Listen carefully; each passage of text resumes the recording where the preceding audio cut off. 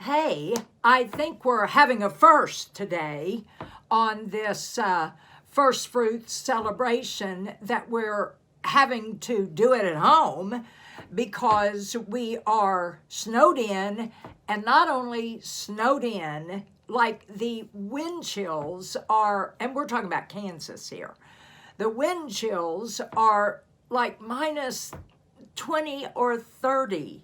That is way too cold to be out. So we're just going to continue on with first fruits, and we're going to do it right here in my office. But listen, I am excited in spite of all that cold. I am excited about first fruits because listen, God is all about our breakthrough, our healing, our hopes. Listen, God is all about our mental health. He's about our promises, our bloodline blessings. And I love that right there because we do talk a lot about bloodline curses, but there is a focus right now on bloodline blessings. God is all about our freedom. He's all about our increase, and all of that is so Adar.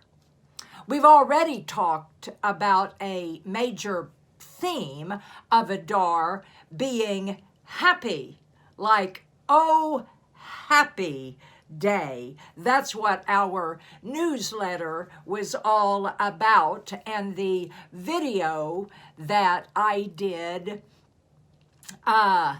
reading our newsletter.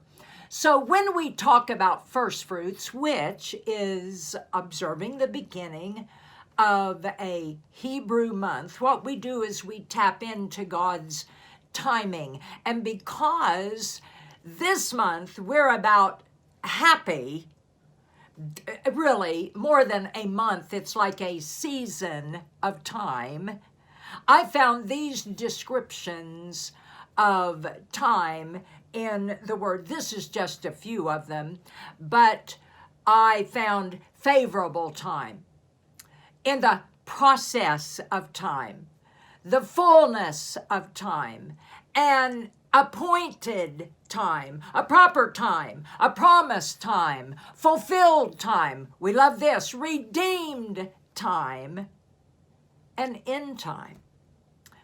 Because Purim was celebrated during Adar. Here's what I'm going to focus on. And you'll see this as we go through. I'm going to focus on favorable time, on appointed time, on redeemed time, and on end time.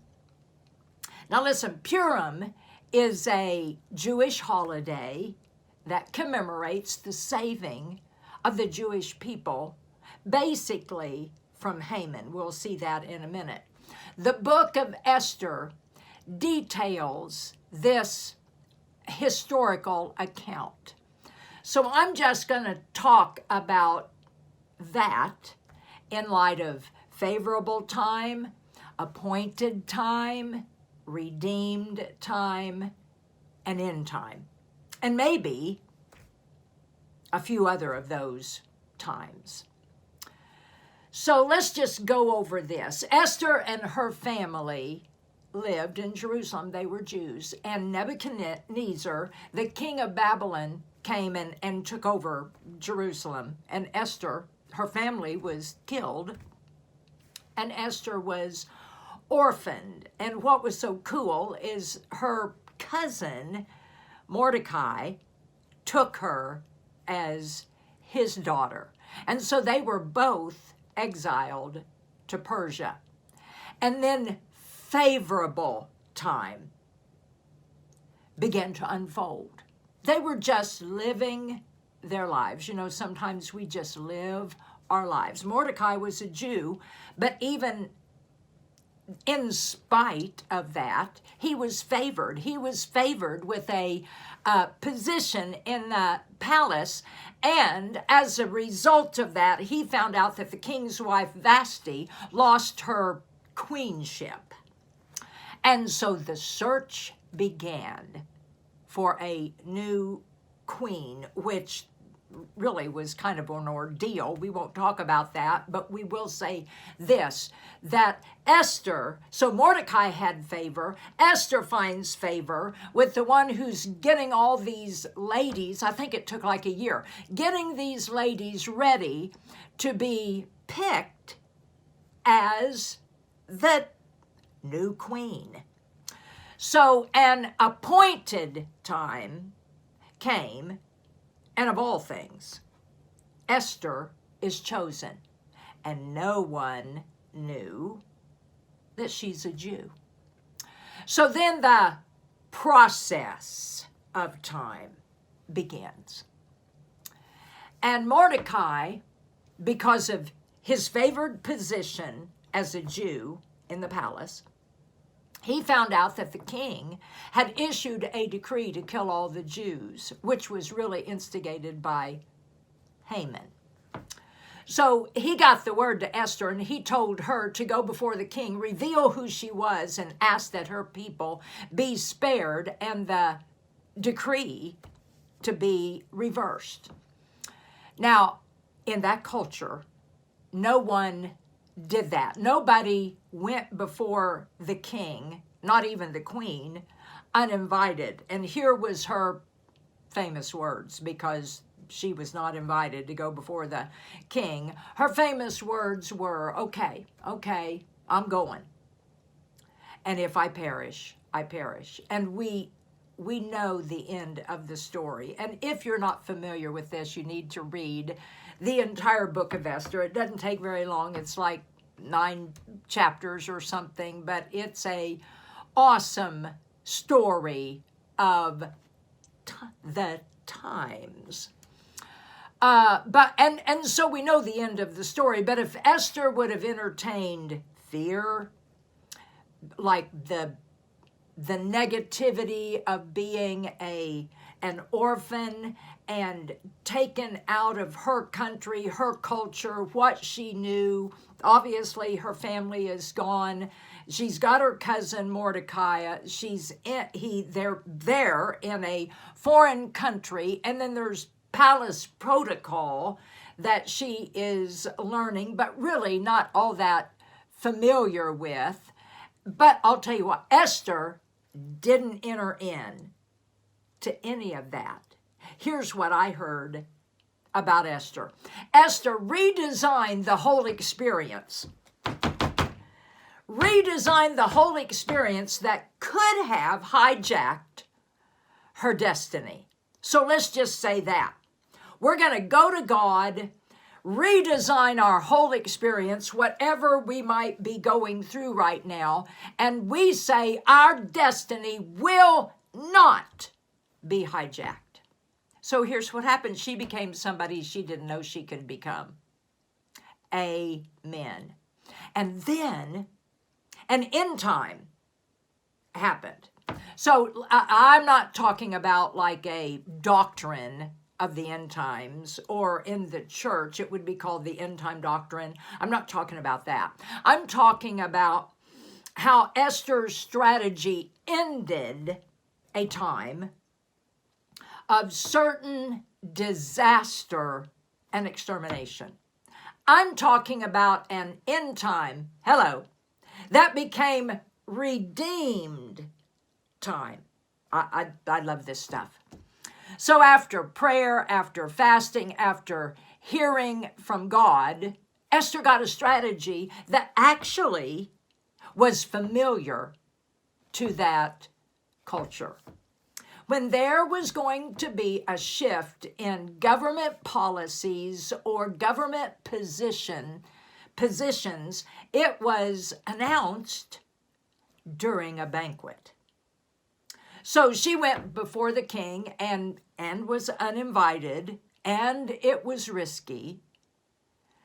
And he said to her, "What do you want?" I mean, that was a little bit kind of scary, like, what do you want? But then he said, I'll give you up to half of the kingdom. So she answered him, and she said, let the king and Haman come to a banquet that I've prepared, which was not obviously an unusual thing in this culture. So let the king and Haman come to a banquet that I prepared. So there was a banquet that they went to. And at this banquet, the king said, so what is your petition that you want granted? I'll give you up to half of the kingdom. And Esther said, well, I want you to come to another banquet tomorrow. And when you come to that banquet tomorrow, I'll give my request. I'm telling you, I am loving this lady Esther. Say end time. So let me say this about Haman. He had a plan to have the Jews killed and basically have Israel wiped out. He was furious at Mordecai because Mordecai didn't bow down to him at a parade. He was being honored. And so there was a parade in Haman's behalf, and he saw that Mordecai didn't bow down when they went by, didn't bow down to him. And so that made Haman furious. So he built these gallows to hang Mordecai on. And since Mordecai was accused, check this out, of instigating insurrection by not bowing, he was going to have Mordecai hanged. So at this banquet, Esther, at the second banquet, Esther reveals her heritage, that there's a plan to kill all the Jews and just wipe out Israel. And the man responsible for it is Haman. The king said, hang Haman on the gallows he built for Mordecai. And they did. Amazing. The story of Esther is just a wonderful story of real life, real getting a strategy from God and working it out, and you don't know the end of the story, but you're just going to hear God and do that. It's one of the most widely, I read this in one of my commentaries, it's the most widely known story in the Bible, partly because it's read around the world whenever the Jews celebrate Purim, which is the celebration that's talked about, and the reason for the celebration that's talked about in this book of Esther. So it's read through every year at Purim. Another reason that these scholars in this particular commentary that I have, another reason that the scholars have noted that Esther is just the most well-known Bible story is because it's fast-paced action. There's intrigue in it. There's suspense in it. There's sudden reversals. And I love this because we're in Happy Adore. It has a happy. Now, this is what the scholars said in these commentaries right back here. They said it's fast-paced action, intrigue, suspense, sudden reversals, and there's a happy ending. Oh, happy day. The end.